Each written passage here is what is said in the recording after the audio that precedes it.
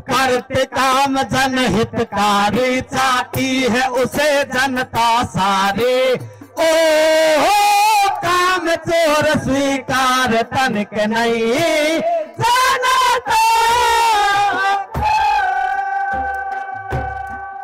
साल 1996 में राजस्थान के ब्यावर में एक धरना हुआ, करीब 40 दिनों तक चला, जिसका नतीजा साल 2005 में देखने को मिला। अक्टूबर महीने में 2005 में भारत को सूचना का अधिकार यानी राइट टू इंफॉर्मेशन का कानून मिला। उसी की याद में आज 19 साल हो गए इसी महीने ब्यावर के जवाहर भवन में 2 दिन का कार्यक्रम चल रहा है। जब आप इस जवाहर भवन में आएंगे तो चारों तरफ सूचना के अधिकार से जुड़े हुए दस्तावेज, लेख, नारे आपको दिखेंगे। जैसे जैसे हम अंदर घुसेंगे ये लिखा है, जो छिपाए लेखा जोखा वो करते हैं जनता से धोखा। ऊपर आप देखेंगे कि जो आरटीआई के समय आप 10 रुपये खर्च करके पर्चा बनाते थे उसका लगाया गया है। आप अंदर जाएंगे तो आया सूचना का अधिकार मिटाने सारा भ्रष्टाचार। ये जो आंदोलन था, ये आंदोलन मजदूर किसान शक्ति संगठन, जिसकी शुरुआत अरुणा राय, निखिल डे और शंकर जो काफ़ी गाने गाते हैं, उन्होंने मिलकर की थी। तो आखिर सूचना का अधिकार का आइडिया कब इन आंदोलनकारियों और समाज सेवियों के दिमाग में आया, वो क्या घटना थी, हम जानेंगे जो उस आंदोलन में लोग मौजूद थे। साथ ही हम जानेंगे कि यहाँ पे एक संग्रहालय बनाया जा रहा है सूचना के अधिकार को लेकर, उसमें क्या क्या होगा और सूचना के अधिकार कानून को हासिल करने में किन किन कठिनाइयों का सामना करना पड़ा। ये तमाम बातें हम उनसे जानेंगे जो इसके प्रत्यक्षदर्शी रहे हैं। आप आज अधिकारी है, कल आप हमारी जगह भी आ जाएंगे, कल कोई दूसरा अधिकारी आएगा वहाँ। ये तो देखिए, हमारे यहाँ एक अधिकारी आया था एडीएम साहब, तो उनको नाम नहीं बताएंगे, वो थोड़ा अच्छा नहीं लगता है। तो उनको गाड़ी नहीं मिली जिला पुल से, तो 1 महीने तक वो सभी छोटे छोटे कर्मचारियों को, यार गाड़ी कहाँ, मुझे भी गाड़ी दिलाओ, मुझे भी गाड़ी दिलाओ। तो लेकिन कलेक्टर साहब ने उनको गाड़ी नहीं दी, हाँ जानबूझ के नहीं दी। एडीएम को देखो, एडीएम को डीएम गाड़ी नहीं दे। फिर किसी कर्मचारी ने कहा, सर आप ऐसे क्यों करते हो, आप ये गिड़गिड़ाने के बजाय एक काम करो, आप आरटीआई लगाओ कि जिला पुल में कितनी गाड़ियाँ और किस किस के पास है। उन्होंने आरटीआई लगाई और तुरंत दूसरे दिन कलेक्टर साहब बुलाया, एडीएम साहब 1 मिनट आओ, आपको गाड़ी चाहिए यही बताओ ना यार। तो उनको गाड़ी मिल गई, सूचना तो नहीं मिली, गाड़ी मिल गई। तो ये बात है। हंसते हुए आरटीआई की सफलता की कहानी बता रहे ये लाल सिंह है। लाल सिंह आरटीआई को लेकर जो आंदोलन हुआ उससे शुरू से जुड़े रहे हैं। कई बार इन्होंने मार भी खाई है। मैं तो देखिए, मैं खेती भी करता था और मेरा एक दूध का धंधा था, जो मैं सुबह सुबह साइकिल से दूध बेचने के लिए भीम जाता था। लेकिन जब इनसे मिला और इनकी समझ ये थी कि ये एक बैकवर्ड इलाके में कुछ गरीबों के लिए, दलितों के लिए, वंचितों के लिए कुछ काम करना चाहते हैं, जो अभी जिनके पास पूरी समस्याएं नहीं है, जो खाना नहीं मिलता टाइम से, मजदूरी नहीं मिलती है, तो ये पूरा एक इलाका ढूंढ रहे थे। तो शंकर जी क्योंकि इसी इलाके के हैं, तो उन्होंने कहा कि हम और दुनिया में कहीं नहीं जाएं, हम ये इलाका, ये भी एक तरीके से बैकवर्ड एरिया, ये पिछड़ा इलाका है और अरावली पर्वत है, यहाँ लोगों के पास ज़मीनें नहीं, कम हैं, तो माइग्रेट होते हैं, या तो मजदूरी पे, सरकारी मजदूरी पे यहाँ जाते हैं, या फिर बाहर जाते हैं मजदूरी के लिए। तो ये दोनों तरह के काम करते हैं। तो यही काम शुरू किया देवडूंगरी के पास कुसुलपुरा पंचायत में, सरकार का फेमिन रिलीफ वर्क का काम चल रहा था। तो वहाँ पर जो लोग काम करते थे उनको मिनिमम वेज नहीं मिलता था। पता किया कि मिनिमम वेज क्यों नहीं मिलता है, तो लोगों ने कहा कि, सरकारी अधिकारियों ने कहा कि काम नहीं करते लोग, तो जितना काम करेंगे उतना पैसा मिलेगा। क्योंकि कैसे पता होगा कि ये इन्होंने कितना काम किया। तो उन्होंने कहा कि ये मेजरमेंट बुक है, उसमें हम लिखते हैं, तो कि वो दिखाओ। बोले ये नहीं दिखाई जा सकती, ये सरकारी दस्तावेज हैं और ये नहीं दिखाए जा सकते। बोले क्यों नहीं दिखाए जा सकते? कि ये एक ऐसा एक्ट बना हुआ है सरकार का जो ऑफिशियल सीक्रेट एक्ट है, और वो 1923 में बना है, और उसके तहत हम सरकारी दस्तावेज किसी को दिखा नहीं सकते। तब हमें आश्चर्य हुआ कि ये दिखा ही नहीं सकते तो मतलब क्या है कि किसने कितना काम किया, तो ये ट्रांसपेरेंट तो नहीं है। तुम कैसे पता करें कि किसने कितना काम किया और उनको कितना मिलना चाहिए। तो तभी से फिर ये मजदूरी का मुद्दा से पहले ये सूचना के अधिकार का मुद्दा आया। पहला ये आंदोलन ब्यावर से शुरू हुआ 1996 में, और हम चांगेट, ब्यावर में चांगेट धरने पे, जहाँ आप जाके देखेंगे तो वहाँ आरटीआई का एक शिलालेख लगा हुआ है। तो उस शिलालेख पर लिखा हुआ है कि ये कब शुरू हुआ। तो हम शुरुआत किए कि सूचना हमें चाहिए, बिना सूचना के कुछ होगा नहीं। तो सूचना के अधिकार की जैसे ही मांग उठी तो लोगों को समझ में नहीं आया पहले 2-3 दिन तो कि ये सूचना क्या है और सूचना क्यों चाहिए और इससे आपका क्या लेन देना और गरीबों का और मजदूरों का क्या लेन देना। तो हमने कहा देखिए आप आइए और हम बात करेंगे। तो वहाँ धीरे धीरे इन सबको समझ में आया कि ये सूचना नहीं मिलने से रोज़गार नहीं मिलता है, सूचना नहीं मिलने से ज़मीन की सही जानकारी नहीं मिलती है, सूचना नहीं मिलने से सरकार हमारे लिए कितना खर्च कर रही है, कहाँ कहाँ खर्च कर रही है, वो हो भी रहा है कि नहीं हो भी रहा है। तो सूचनाओं का बहुत महत्व है। तो तब धीरे धीरे समझ में जब ब्यावर की जनता को आया, तो पत्रकार भी आए कि हमें सूचना नहीं मिलती है तो हम क्या छापेंगे। फिर वकील लोग भी आए कि हमें अगर सही सूचना नहीं मिले तो हम अपने क्लाइंट के लिए क्या लड़ेंगे। तो फिर शहर के लोग भी आए कि हमें भी अगर सही सूचना नहीं मिल रही कि सरकार कितना पैसा कहाँ खर्च कर रही है तो हम भी कैसे लड़ें। तो ये धीरे धीरे सबको समझ में आया। तब ये एक तरीके से ये मूवमेंट आम जनता का मूवमेंट बन गया। इतनी जरूरी चीजें बता रहे हो आप, मजदूर लोग हैं, गांव से आए हैं, हाँ तो आओ। शंकर इस आंदोलन के मजबूत कड़ी रहे। अरुणा राय आईएएस की नौकरी छोड़ और निखिल डे विदेश से पढ़ाई छोड़कर जब राजस्थान लोगों के लिए काम करने आए थे, तब शंकर स्थानीय थे। गानों और कहानियों के जरिए ये लोगों तक अपनी बात पहुंचाते हैं। शंकर आंदोलन के शुरुआती दिनों को याद करते हुए कहते हैं, ये हमारा घर है देवडुमरी, जहाँ 87 में हम 3 लोग इस घर में आके रहने लगे थे। मैं, अरुणा जी, निखिल और मेरी पत्नी अंशी। और ये एक बहुत पुराना फोटोग्राफ है उसी घर का, जहाँ मैं ये हूँ, मेरी पत्नी है, ये मेरी माँ है, ये अरुणा जी हैं, और ये निखिल है, निखिल की माँ है, और ये बंकर हैं अरुणा जी के पति। ये मेरा बेटा है विकास, और ये साथी जो तिलोनिया से उनके साथ आए थे, लाल सिंह जी। तो ये घर है वो घर यही है। आज भी ये घर ऐसा ही है।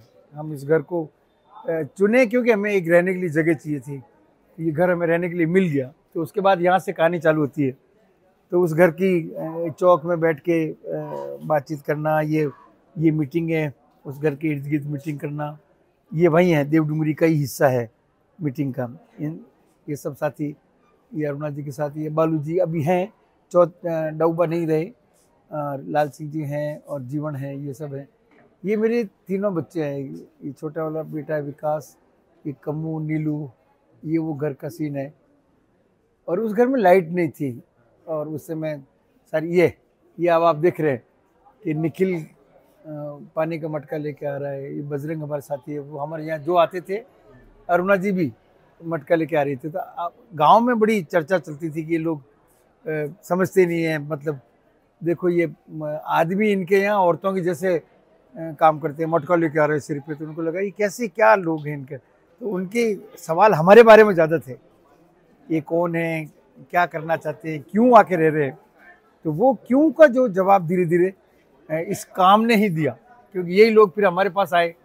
और यहाँ ये 90 में न्यूनतम मजदूरी का एक आंदोलन भीम में हुआ कि हम मिनिमम वेज मांग रहे थे, न्यूनतम मजदूरी।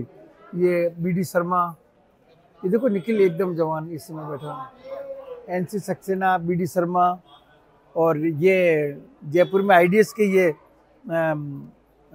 डायरेक्टर हैं प्रोफेसर व्यास। और ये एक अकाल अध्ययन टोली आई थी, उसमें आए थे। तो ये पूरा एक तरह से न्यूनतम मजदूरी के आंदोलन से बात आगे बढ़ी, क्योंकि मजदूरी नहीं मिल रही थी। तो पूरी मजदूरी नहीं मिल रही, तो हमने कहा ये सवाल कब पूरा होगा, क्योंकि आप पूरा दे नहीं रहे हो। तो जब पूरा नहीं दे रहे तो हमने कागज़ मांगे।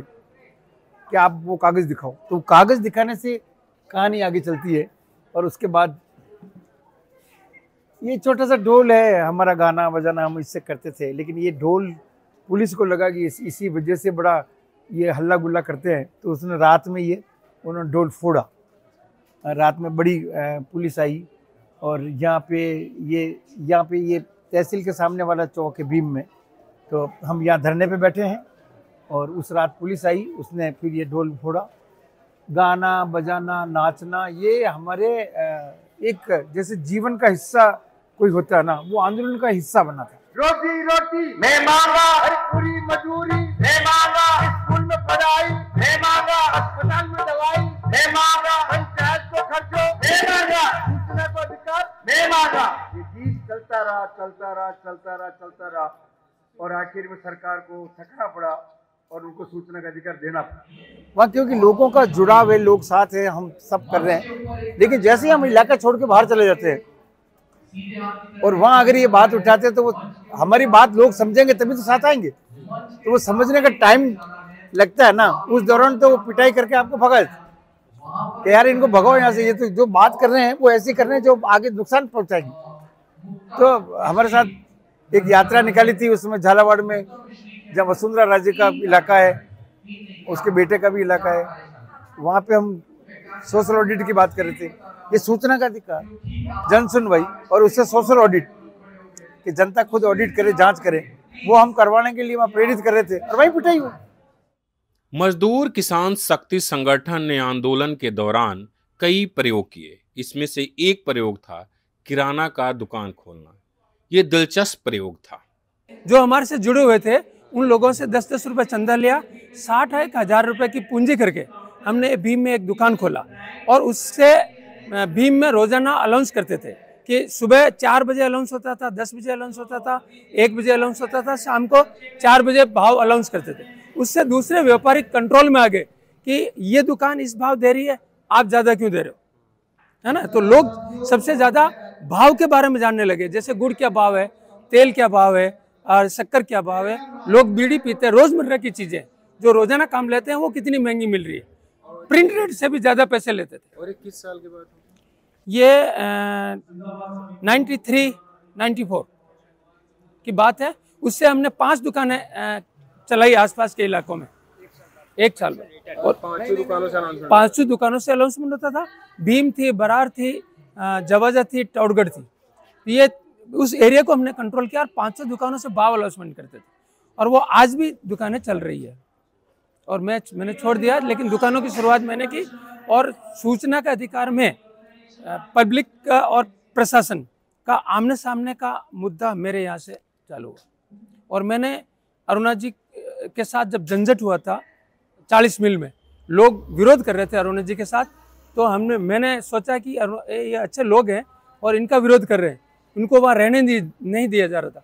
तो मैंने मेरी पंचायत में 3 बीघा ज़मीन मैंने खरीदी, जिसके 5,000 रुपये अरुणा जी ने दिए और वो ज़मीन खरीद करके हमने लोकतंत्र शाला को भेंट कर दी।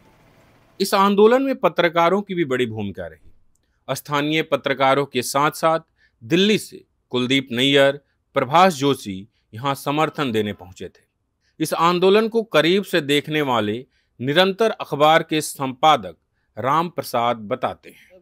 एक पत्रकार के रूप में मैंने ये देखा कि जिस लड़ाई को यहाँ लड़ा जा रहा है और जिस मांग को किया जा रहा है सूचना के अधिकार को लेकर के, तो हमें लगा भाई ये तो हमारा अपना ही मुद्दा है, क्योंकि सूचना, अखबार, मीडिया, समाचार और सारी चीज़ें सूचनाओं पर ही निर्भर है। हम लोग जो न्यूज़ छापते हैं वो सूचनाओं पर आधारित है। हम जो सरकार के अंदर, ऑफिसों के अंदर और अधिकारियों के बीच जो बातें देखते हैं, उन सब के लिए सूचना जरूरी है। सूचना से ही उसकी सिग्निफिकेंस है और सूचना से ही उसके एविडेंस है।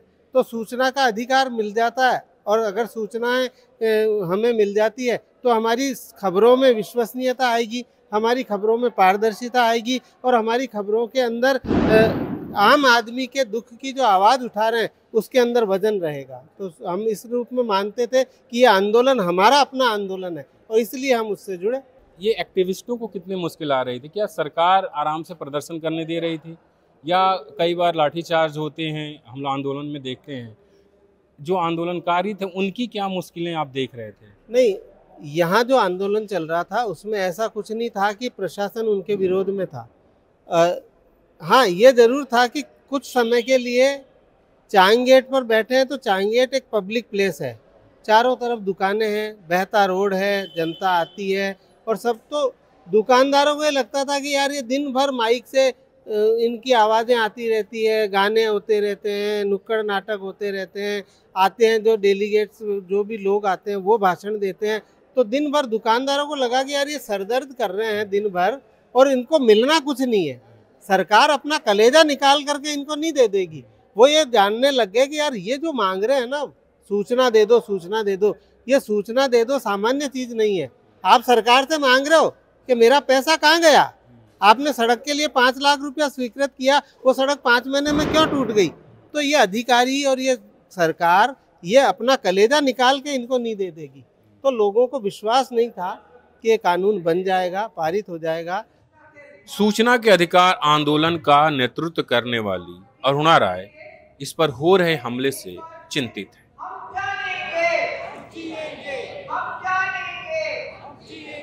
सरकार इसको कमजोर करने के लिए कोशिश करती रहती है, क्योंकि सूचना शक्ति है, सूचना बांटो शक्ति बांट रहे हैं। क्योंकि जब सूचना मिल गया, जानकारी मिल गई, तो जवाबदेही ऑटोमेटिकली उसका पीछा करता है। तो जो लोग चोर हैं, जो लोग शक्ति का दुरुपयोग करते हैं, वो बिल्कुल नहीं चाहते हैं। तो ये संघर्ष एक चलता आ रहा है और पहले भी चला था, अभी भी चला आ रहा है। उसको देखेंगे तो हम थोड़ा कमजोर हैं, क्योंकि वो कानून उनके हाथ में तो बदलाव कर देते हैं, कमजोर कर देते हैं। मगर दूसरी तरीके से देखें, जहाँ जनता के हाथ में है, हम अभी तक सूचना के अधिकार को छोड़े नहीं है। तो इस देश में 60 से 80 लाख तक की संख्या तक लोग सूचना के अधिकार मांगते हैं आज भी, उनको कोई पीछे नहीं कर सकता है। तो ये दोनों चीजें दिखाता है कि लोक शक्ति कितना है और सत्ताधारियों की मतलब उनके जो छोटा दिल और दिमाग कहाँ तक चलता है कि वो अपने शक्ति को विभाजन नहीं करना चाहते। मगर संघर्ष जारी है, ये कमजोर नहीं है, हम हारे भी नहीं है।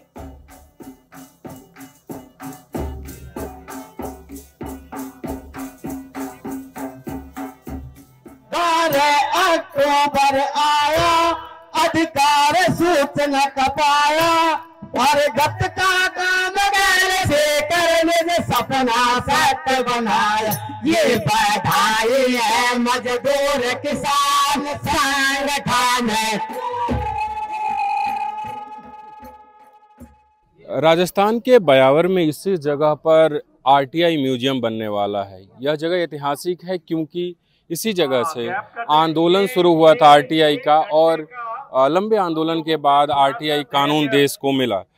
सर, यहाँ पे जो म्यूजियम बनने वाला है, क्या कितनी ज़मीन है, कब तक बनेगा, उसमें क्या क्या होगा? ये ज़मीन करीब 1 हेक्टेयर है और ये बनने में तो ज़्यादा टाइम लगेगा। ये बहुत बड़ा है, करीब 7 बीघों के अंदर बन रहा है और इसको अभी ये बाउंड्री बनते बनते करीब 5 महीने होंगे और इसमें एक स्टेडियम बनेगा। फिर ये आरटीआई का कानून जो बना, इसका जो आंदोलन ब्यावर में चला था, वो आंदोलन का पूरा हिस्सा यहाँ पे दिखाया जाएगा। तो कब तक यहाँ पे ये बन के तैयार होने की संभावना है, अगर आपको अंदाजा हो? कितनी तेजी से काम चल रहा है? ये काम थोड़ा पैसों की वजह से स्लो चलता है, क्यों पैसे डोनेशन के द्वारा आते हैं, तो पैसे की कमी की वजह से थोड़ा धीरे चलता है। और पूरा काम हाजिरी से चलता है, ठेके पे नहीं होता है ये काम। और ये काम को करीब लगभग 4-5 साल लगेंगे बनने में, पूरा बनने में। अरे सभी मूल अधिकारों को जनता ने इससे पाया। नेहरू म्यूजियम में जो हमने अपनी सामग्री वहाँ रखा, वो हमें खुद को नहीं मिल रहा आजकल। हम खुद ही उसको एक्सेस नहीं कर पा रहे। सबसे पहले हम नहीं सोचा था कि सरकार की सपोर्ट करें, मगर अब ये लगता है कि जनता को सपोर्ट करेंगे, नागरिकों को सपोर्ट करेंगे और ऐसे खुले दरवाजे रहेंगे जहाँ एप्लीकेशन नहीं देना पड़े अपनी खुद की सूचना को देखने के लिए। यहाँ पे एक संग्रहालय बनने वाला है जिसका आज उद्घाटन होगा एक तरीके से। क्या क्या होगा यहाँ पे, उसका क्या स्वरूप होगा, ये थोड़ा अगर बताएं। कल्पना यही है कि यहाँ सारे कुछ होंगे, फिल्म होंगे, डॉक्यूमेंट्स होंगे, इसमें अपने लेखन होगा, अपने मौका होगा यहाँ पे आके एक ऑडिटोरियम बनेगा जिसमें हम लोगों को बुला सकते हैं, गांव के लोग आएंगे, अपने खुद की हिस्ट्री को देखेंगे, हम पेंटिंग्स होंगे, पोस्टर्स होंगे, नैरेटिव्स होंगे, हर किस्म की चीजें होंगी। ऑलरेडी इस देश में सूचना के अधिकार का संग्रहालय के लिए ऐसे 20 संग्रहालय बनाने के लिए सामग्री तैयार है। उसको संकलित करके, उसको व्यवस्थित करके, उसको कहीं ना कहीं जमा के रखना पड़ेगा। बहुत महंगा काम है और हम तो जानते हैं, हम तो मजदूर किसान शक्ति संगठन कोई पैसा कहीं से लेता नहीं है, तो अभी झोला फैलाया है, देखते हैं उस झोले में कौन पैसा फेंकता है और वो कब तक खत्म होगा ये तो आपके हाथ में है, हमारे हाथ में भी है, हम कितना प्रयास करते हैं, देखते हैं। सूचना का अधिकार संग्रहालय के इस पावन भूमि पर नींव के मुहूर्त के लिए और शिलान्यास का थोड़ा मैम वाह किया जा रहा है। माननीय जस्टिस मदन लोकुर साहब और जस्टिस मुरलीधर साहब दोनों और उनके साथ में हैं अरुणा रॉय जी। सूचना का अधिकार संग्रहालय। यहाँ retired justice Lokur, justice Muralidhar और जाने माने वकील प्रशांत भूषण ने अपनी बात रखी। जस्टिस मुरलीधर ने कहा, हमारा अधिकार हम जिम्मेदार। मैं क्यों ये कहता हूँ, ये बताना चाहता हूँ। अभी जस्ट 10 मिनट से पहले एक सवाल पूछा गया मुझसे, अच्छा ये सरकार लोग क्यों इतनी परेशान है इस कानून को लेकर। मैं कोशिश किया समझाने के लिए कि ये जो लोकतंत्रता में एक इम्पोर्टेंट टूल है, ये सूचना अधिकार इम्पोर्टेंट टूल लोगों के हाथ में है। इसको सदा इस्तेमाल करने से अकाउंटेबिलिटी और आंसरेबिलिटी एनफोर्स कर सकते हैं। ये आरटीआई जो सूचना अधिकार का कानून है उसको सदा इस्तेमाल करना है, शार्पन करना है और परफेक्ट होना चाहिए हमें। अगर हम सूचना के अधिकार के कानून को बचाना चाहते हैं और इसको और सशक्त बनाना चाहते हैं तो उसमें जनता का निरंतर संघर्ष होने की जरूरत है और सिर्फ संघर्ष ही नहीं, आंदोलन होने की जरूरत है। और यही महत्व है। ये जो आज संग्रहालय का उद्घाटन हुआ, ये हमको ये याद दिलाएगा, बार बार याद दिलाएगा कि किस तरह से संघर्ष के कारण ये कानून हमने बनवाया, इस कानून को कार्यान्वित किया और किस तरह से उसी संघर्ष से हम लोग ये जो कोशिश हो रही है इस कानून को कुचलने की इस सरकार के द्वारा, उसको हम विफल बना देंगे। आपने लोगों की बातें सुनी जिससे मालूम चलता है कि सूचना का अधिकार कानून ऐसे ही नहीं मिल गया, उसके लिए लंबा संघर्ष करना पड़ा। आज 10 रुपये खर्च करके आप किसी भी विभाग से सवाल पूछ सकते हैं, लेकिन आंकड़े हैं सूचना के अधिकार नहीं दिए जाने के, आरटीआई के पेंडिंग कर दिए जाने के, अपील पेंडिंग होने के। वो आंकड़े बताते हैं कि सूचना के अधिकार को धीरे धीरे कमज़ोर किया जा रहा है, जिसकी चिंता यहाँ भी की गई। यहाँ पे आए जस्टिस मुरलीधर ने कहा कि अपने अधिकारों की रक्षा हमें खुद ही करनी होगी। ब्यावर से न्यूज़ लॉन्ड्री के लिए बसंत कुमार की रिपोर्ट। पत्रकारिता का नासूर बन चुके विज्ञापन के मॉडल को खारिज करके खबरों की इस दुनिया को बदलिए ताकि पत्रकारिता आपके लिए जवाबदेह बने। newslaundry.com/subscription पर क्लिक कीजिए और अपने मन मुताबिक पेमेंट का विकल्प चुनिए, क्योंकि हमारे सब्सक्राइबर्स का नारा है, मेरे खर्च पर आजाद हैं खबरें।